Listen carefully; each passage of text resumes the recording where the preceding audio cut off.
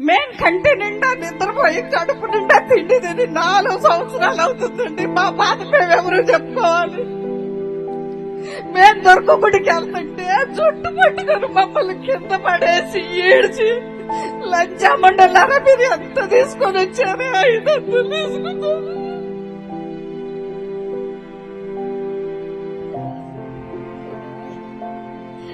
రూపాయలు తీసుకొని వచ్చారని అడిగానండి.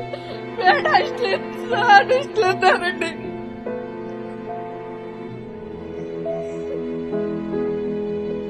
మేము పేడ ఇష్టం కాదండి, భూమి తల్లి పెట్లు.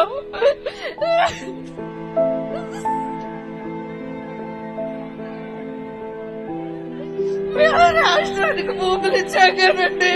మేము పేడాడిస్తున్నాగా 520 రూపాయలు తీసుకొని మేము రాలేదండి.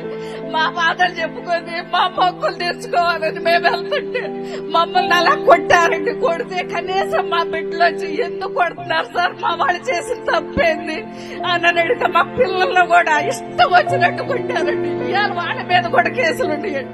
కనీసం వాడు ఎక్కడికైనా వెళ్ళి చదువుకునే అవకాశాలు లేకుండా, పొరుగు రాష్ట్రాలకు వెళ్ళే ఇది లేకుండా మా మీద ఎన్ని కేసులండి? మేము ఏం తప్పు చేసాం? మేమేమన్నా లక్షలు లేదా, లేకపోతే మేమేమన్నా దొంగలమా? చెప్పండి సార్, మేము ఏం చేసాం? మేము రాష్ట్రం కోసం